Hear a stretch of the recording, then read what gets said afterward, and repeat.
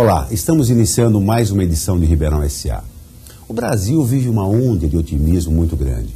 Diversos setores da economia estão crescendo numa taxa bem superior ao ano passado. A própria Anfávia, que cuida justamente do volume de carros, cuida do setor automobilístico no país, emitiu uma nota recentemente que o primeiro semestre desse ano foi maior que o ano passado. E assim sucessivamente vem acontecendo em diversos setores da economia, como a agricultura também. Mas a semana passada, o Eike Batista, o número 1 dos milionários brasileiros, deu uma declaração importante, que na avaliação dele o Brasil cresce por mais 20 anos nesta mesma taxa. Analisando o comportamento mundial, isso significa que o Brasil vai estar numa situação muito privilegiada nos próximos anos. Mas para falar mais sobre otimismo e sobre as mentes que pensam de uma forma diferente, eu convidei o filósofo Talal Husseini. Ele é um especialista justamente no poder da mente e ele está aqui em Ribeirão Preto de passagem. Ele deu uma palestra na Uniceb Coque justamente sobre esse tema. Tudo bem, Talal? Muito bem. Muito obrigado pela sua presença aqui no Ribeirão S.A. para falar sobre alguma coisa que compete a todos nós, né? Que é o controle da nossa mente. Sim. Todas as culturas, todas as civilizações, todos os movimentos políticos, econômicos, religiosos, sociais, advém de uma ideia. E a ideia está na mente. Portanto, a mentalidade que você incorpora numa direção, numa corporação, numa instituição, onde quer que seja, isso se manifesta de forma muito concreta. Por isso é muito importante para aqueles que dirigem processos que saibam como pensar e como tomar as decisões da forma adequada, porque isso implica num volume de massa e de pessoas que vão estar agora tendo como reflexo tudo aquilo que foi pensado previamente por esses dirigentes. Então é contagiante a mente positiva. O peixe estraga pela cabeça. Né? Isso pode ser tanto numa vertente positiva como negativa. Se a elite ela pensa de forma adequada, de forma positiva, a massa vai pensar dessa maneira também. Se a elite pensa de forma negativa, a massa vai pensar assim também. Por isso eu digo que o peixe estraga pela cabeça. Sim. E eu vejo que então o preparo maior começa pelo grupo de dirigentes, pelos líderes, pelos políticos, pelos grandes dirigentes mundiais, para conformarem uma nova civilização, um novo movimento até. Eu acredito até mesmo que os próprios corpos humanos, as próprias identidades e tudo que nós vemos hoje, elas são um reflexo de formas de pensamento. Então, a sociedade, os mecanismos, as instituições, elas advêm de formas de pensamento que, se não forem adequadas, elas podem distorcer muito as realidades que nós vivemos no cotidiano. E manipular essa massa aí é muito mais fácil jogar para o pessimismo e trabalhar esse pensamento pessimista e controlar a massa. Quando um povo quer comandar um outro, no normal, quando vemos historicamente, o que vemos? Vemos que eles aniquilam toda a sua cultura, a sua religião, a sua tradição. Para quê? Para que possam manipular mais facilmente. Assim entra a opressão, o medo, e é muito mais fácil manipular através do medo e da opressão do que através do otimismo. Hoje nós estamos vivendo, pelo que você já demonstrou, um momento de grande otimismo no país, no Brasil. Isso é bom por um lado, mas extremamente perigoso por outro. Por quê? O pensamento ele é diferente do otimismo em que aspecto? O pensamento ele é um ato racional, mental, e o otimismo ele incorpora, além do aspecto racional mental, o aspecto emocional. Portanto, o otimismo é um estado psicológico, que vai para além só de uma razão, ela também está imbuída de algo emocional. Portanto, quando as pessoas se veem de forma otimistas para fazer alguma coisa, isso traz motivação, traz força, contagia de forma positiva. No entanto, se as coisas não funcionam como ela pensava, se existem infortúnios ou problemas diversos, e se essas pessoas não tiverem o preparo adequado, elas caem para o outro extremo, que agora não é o otimismo e é o pessimismo. Então, o que eu vejo que pode acontecer? Será que o povo, será que as pessoas estão preparadas para o otimismo? Porque se elas não estão preparadas, depois de uma leva e depois de algumas quebras e algumas circunstâncias que possam vir, as pessoas podem inverter totalmente essa polaridade e, ao invés de estarem otimistas, criarem um pandemônio pessimista incrível, porque o inconsciente coletivo ele não opera tão fortemente no otimismo. O inconsciente coletivo e a histeria operam muito mais no negativismo. Por que isso? Porque as pessoas, desde a sua criação, formação, cultura, etc., têm uma tendência muito maior ao negativo do que ao positivo. Quando você vê um carro maravilhoso passando, você muitas vezes não elogia o carro como um todo, você procura algum defeito nele, porque existe uma tendência muito forte. Quando uma criança quer entregar o boletim para os pais, ela já entrega com medo, porque normalmente os pais, ao invés de buscarem as notas azuis, buscam as notas vermelhas. É uma tendência muito forte, pela educação, pela cultura, etc. Ao ponto que com 8 meses de idade, uma criança já ouviu 8.000 nãos. Mas essa é a nossa cultura, a influência brasileira, ou não? Essa mistura que nós temos, ou é um comportamento mundial? É um comportamento mundial. Hoje isso eu vejo de forma muito ampla, tenho viajado para vários países, estudado na medida que pude todos aqueles que a gente não pode estar. E eu tenho visto que o mundo hoje ela está submergido num caos de miséria e fome profundo, em vários sentidos, e muito mais do que só miséria e fome. De moral, porque eu acho que isso é muito mais grave, onde os dirigentes já não têm mais condições para dirigir, porque se você não tem a sabedoria dentro de você, como você vai dirigir? Como dirigir aos demais se você não dirige a si mesmo? Então o mundo está se invertendo muito. E eu vejo que isso é algo muito complicado para o futuro que vem, não só para o nosso país, mas para o mundo. Mas também acredito nos ciclos, porque quando você observa a natureza, quando você observa o mundo, existem ciclos. Tudo é cíclico, você vê isso na história, você vê na literatura, na música, em todas as coisas. Como o sol que nasce todos os dias, como a primavera, verão, outono e inverno, tudo é cíclico. Nós estamos entrando num momento nas civilizações, onde estamos deixando de ter cultura, portanto estamos perdendo a civilização. Mas por outro lado, como eu acredito que tudo é cíclico, voltaremos um dia a ter mais cultura e voltaremos a ter mais civilização. Mesmo com essa perda de ética que nós estamos tendo, na política principalmente, é um escândalo atrás do outro. Quer dizer, como formar novas gerações com uma mente otimista, com uma mente positiva, mas ao mesmo tempo enxergando todo esse quadro de denúncias que acontecem praticamente diariamente? Já começa na educação, já desde cedo. Já começa com os próprios pais. Se os pais não têm formação, como eles vão dar formação? Já fica complicado. Mas, pelo menos as instituições, o governo deveria, através da educação, formar, então, esses indivíduos que não têm essa formação adequada em casa. Só que, se dentro das instituições não se ensina a pensar, se dentro das instituições não se ensina a vencer os limites, a superar a si mesmo, a ir para além dos próprios paradigmas... Então você concorda que a metodologia aplicada hoje nas educações, no ensino geral, é errada? Eu concordo que está errada. Eu acredito que está muito quadrada e que está colocando as crianças num sistema, numa disciplina, onde elas não conseguem desenvolver os seus mapas mentais, elas não conseguem desenvolver a sua criatividade, a sua imaginação da forma mais adequada. Eu acho que existe aspectos positivos na educação, mas está falho em muitos aspectos. Eu acredito que 5 elementos são importantes para o desenvolvimento. Passado está relacionado à memória, o futuro que está relacionado à imaginação, que são faculdades da mente, o presente através da atenção e do discernimento e o centro de tudo isso que é a consciência. Enquanto isso não for trabalhado de forma sistemática na educação, esses 5 elementos que são faculdades mentais, teremos mais robôs ou robots do que seres humanos ativos e inteligentes verdadeiramente. Tanto que muitos que se destacam com genialidades incríveis não foram aqueles que tiveram uma formação padrão. Foram aqueles que, mesmo dentro dessa formação, pensavam diferente, quiseram algo diferente, revolucionaram de alguma forma e foram para além das expectativas ou para além daquilo que a massa vai. Na verdade, muitos desses foram exatamente contra a correnteza.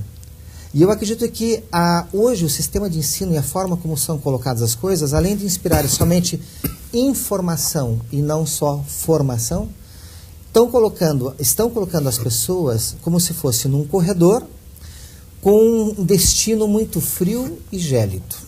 Que eu vejo um pessimista nesse sentido. Sim. No entanto, acredito na lei dos ciclos, acredito que um dia as coisas podem ser diferentes. Por isso a minha parte otimista.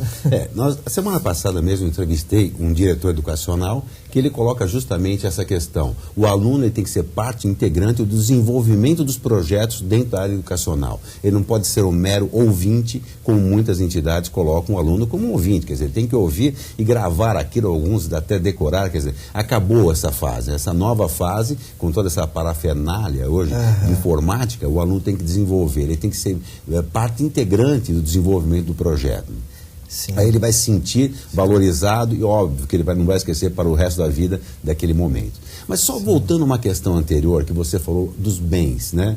É aquela situação, nós vivemos num mundo, principalmente num país, com desigualdades absurdas, né? Enquanto empresários como o Eike Batista analisam esse cenário de uma forma tão positiva, tão otimista, nós temos grande parte da população ainda na miséria.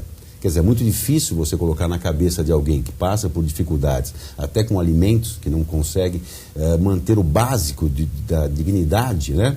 Passar otimismo para essa pessoa. Então, o que você colocou agora, como reverter esse quadro dentro de um plano de filosofia que você enxerga tantas desigualdades? Eu acredito que para nivelar, entre aspas, nivelar, as desigualdades somente através da justiça. Mas o que eu quero dizer com justiça? Dar a cada um aquilo que lhe corresponde.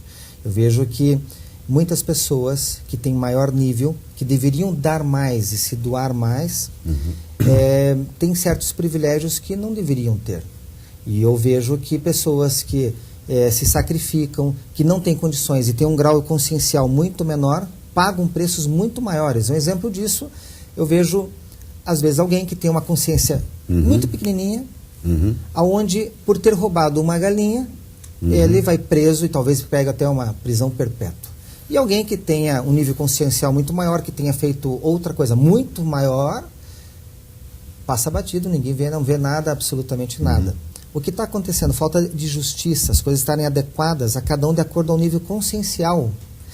Eu não posso aplicar a justiça de forma igual para todos, porque não existe a igualdade. Ainda que se pregue, que se fale muito da igualdade, eu não sou igual a você. E eu não sou igual às pessoas que estão ouvindo agora. Ninguém é igual a ninguém. Não existe uma folha de árvore igual, não existe uma digital igual. Uma criança é capaz de mostrar claramente o que é uma coisa de diferente, o que tem de diferente de outra. Ou seja, não existe a igualdade. Enquanto quisermos aplicar justiça, implantarmos uma mentalidade igual para todos, isso nunca vai funcionar. Se aplicamos a justiça de forma diferenciada para cada nível social e de acordo com a sua necessidade, aí sim seria possível. E se eu quero inspirar o otimismo e desenvolver uma qualidade superior mental em cada indivíduo, isso tem que estar adequado ao nível daquela pessoa e naquilo que ela pode corresponder. Eu não posso querer uma pessoa que tem um nível menor, entre aspas, menor, porque tudo é relativo nesse sentido, querer que ela compreenda a trigonometria em aspectos astronômicos e compreenda a capacidade mental em esferas inimagináveis. Ainda não dá, mas ela poderia compreender algo de acordo com a linguagem dela. E é isso que teria que estar adequado dentro da educação e dentro do sistema que eu considero como justiça. Estará adequado a cada pouco tópico nesse momento, mas com uma proposta a médio prazo. Tá lá, vou pedir só um minutinho para o intervalo, nós já voltamos. Muito bem. É só um minutinho, nós já voltamos com o Ribeirão S.A.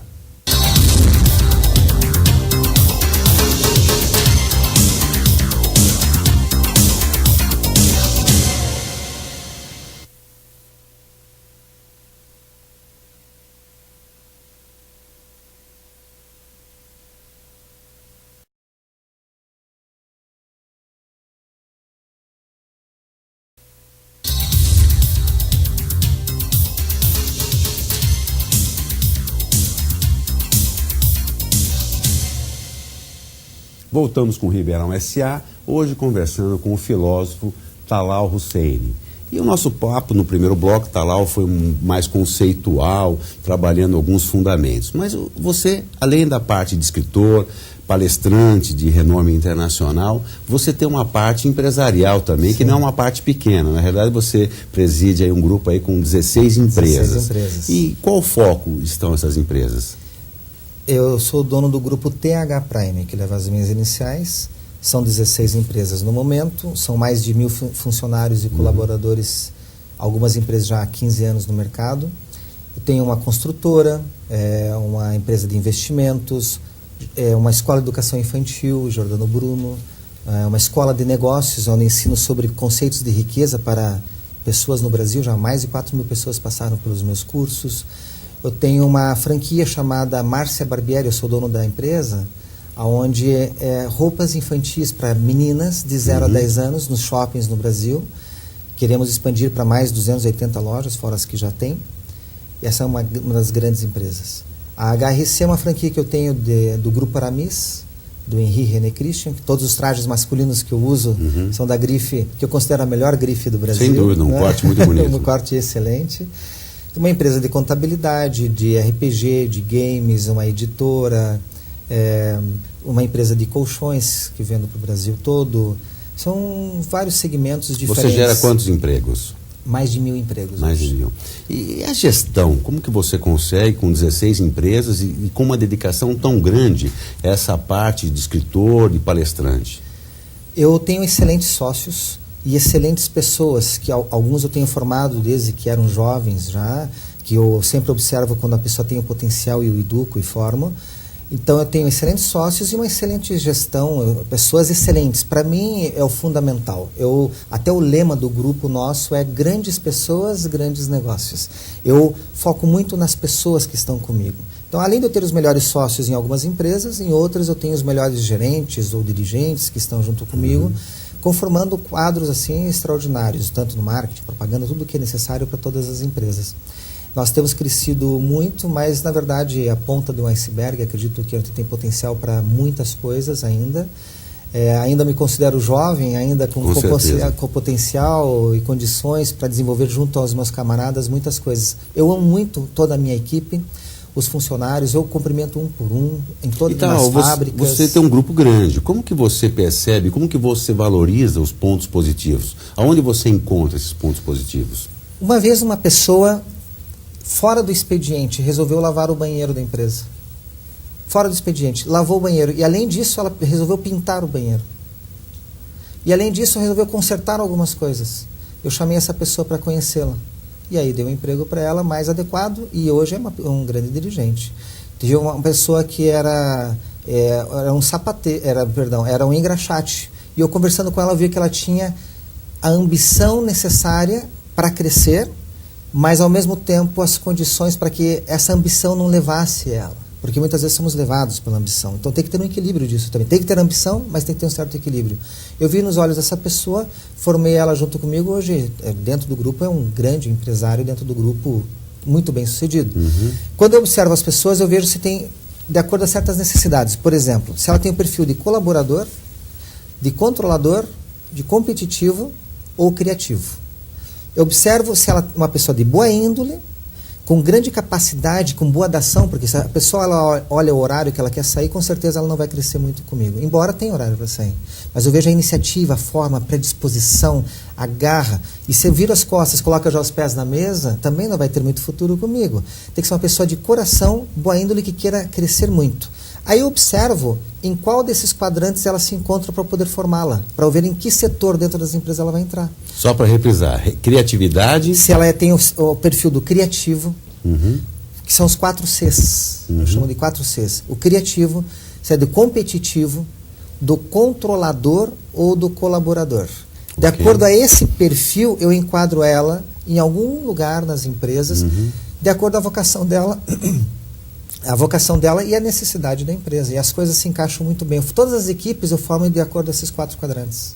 Talau, seguindo essa mesma linha de raciocínio, nós temos um mundo hoje com países como o Egito, com mais de 2.000 anos. Nós temos países como a Austrália, por exemplo, com um pouco mais de 150 anos. Só que a Austrália tem um potencial, tem uma riqueza muito maior que o Egito. O que diferencia países? Eu sei que as pessoas influenciam, lógico, mas se você analisar o mundo, o contexto mundial, com países com mais de 2.000 anos e outros com um pouquinho mais de 150, que estão com toda a potencialidade. Eu não acredito em países pobres ou ricos. Eu acredito em dirigentes pobres ou ricos. Eu acredito que toda civilização pode ser pautada em virtudes. Toda a configuração civilizatória ou de um país, ela é um reflexo do dirigente daquele país. Você pode pegar uma cidade muito pequena e transformá-la, entre aspas, num país extraordinário e brilhante. Mas isso é não só a gestão que tem que ser adequada, mas é a visão do dirigente.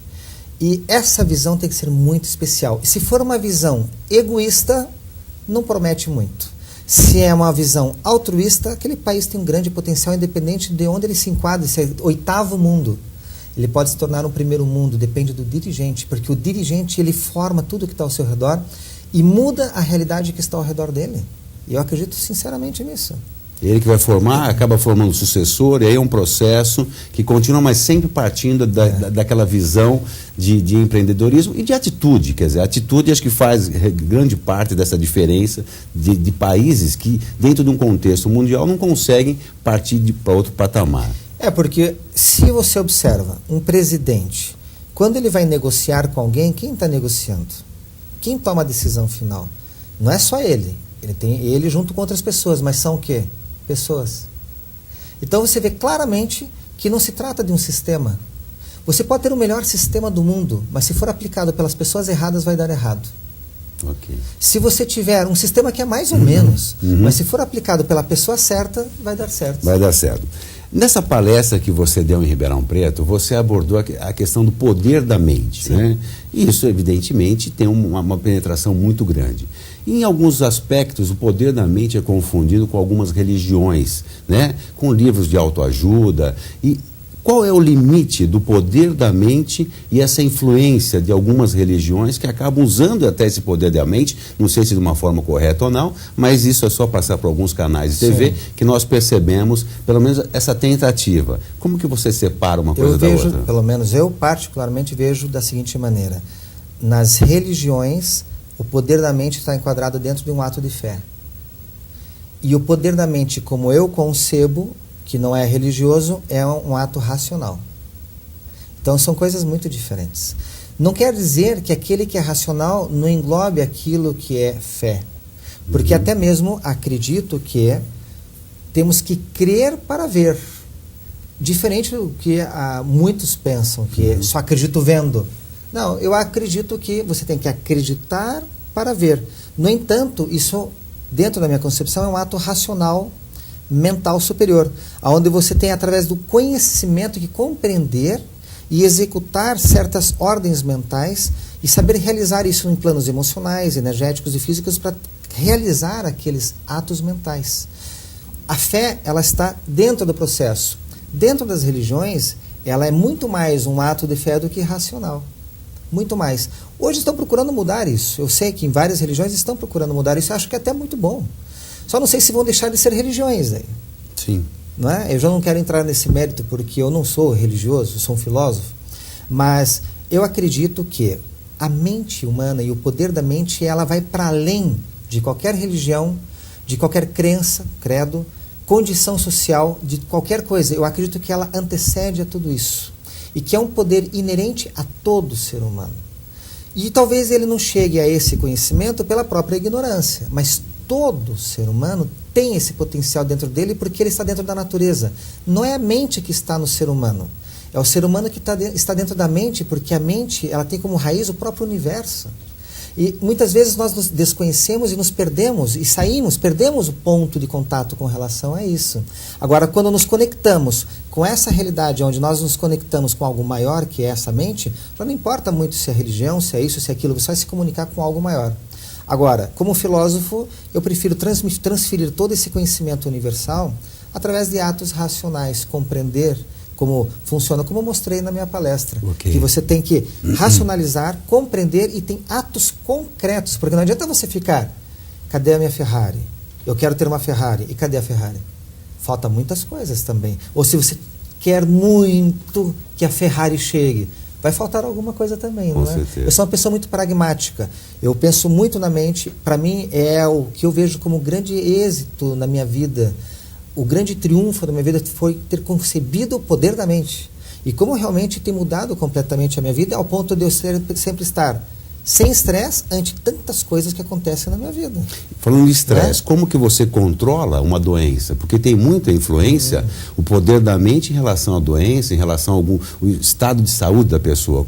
Como funciona essa relação? Quando nós pensamos alguma coisa positiva ou negativa, isso agora se densifica num campo chamado emocional. 7 vezes mais. Que depois se densifica no campo energético, 7 vezes mais. E que depois se densifica no ponto concreto, 7 vezes mais. Portanto, o único pensamento chega lá embaixo, criando estrondos de coisas boas ou ruins. Então, na sua mente, se você sabe como pensar, você realiza grandes feitos na sua vida. Se agora você sabe como fazer também, mas começa tudo com o pensamento. A psicosomatização é um fato. Eu sei de pessoas que, estando de cama, chega uma notícia como, você ganhou na loto. A pessoa sai e fica bem. Aí você fala, não, era brincadeira. É capaz que morra agora. Porque teve um outro ponto. A mente realmente é impressionante. Porque tudo que nós vemos do mundo, nós construímos dentro dela. A realidade que nós vemos do mundo é uma realidade que está dentro de nós através da nossa mente. E tudo que está na nossa mente se densifica através das emoções, das energias e do plano físico concreto. Então, se eu estou no inferno, mas na minha mente eu estou no céu, eu estarei no céu. Ok, o que vale é realmente o pensamento positivo. O que vale é o pensamento positivo e como você vai realizar esse pensamento positivo. Tá lá. Infelizmente, nosso tempo está acabando, mas esse papo está muito agradável. Eu gostaria que você deixasse aqui um e-mail, o teu site, para ter mais informações. Pode entrar no www.pazguerreira.com.br. Paz Guerreira. Paz Guerreira. Então, pazguerreira.com.br. Que leva o título do meu livro. Com licença. O livro, esse foi o seu último livro, que você, inclusive, é importante salientar, foi um recorde de vendas e lançamento no Brasil. Total. Paz Guerreira. Em 4 meses, ele vendeu mais de 30 mil livros, se tornou um best-seller em 4 meses. Já temos contrato com Portugal, Espanha e Estados Unidos e já tem convite para virar filme, inclusive. Maravilha, você parabéns. Vê como é o poder da mente, não é? Ótimo, com certeza, com certeza. Então vai uma dica aqui, uma boa leitura. Quantas páginas, Salão? Depende de como você vê. 710 páginas, se você quer ver assim, ou extraordinárias 710 páginas, se você quer ver de outra forma. Mas para ter esse recorde de vendas aqui, realmente é um livro que vem aí despertando o interesse de muitas pessoas. Interesse de muitas pessoas. Falo sobre a mente também, falo sobre como vencer os limites, os sonhos, falo de como vencer a si mesmo, que esse é o conceito da paz guerreira, que é uma guerra interior, que uma vez alcançada você chega à verdadeira paz. Portanto, a paz guerreira é a paz que advém de uma guerra interior. Ok, tá lá. Muito obrigado. Muito obrigado. Até uma próxima oportunidade. Muito obrigado. Ribeirão SA fica por aqui. Até a próxima semana.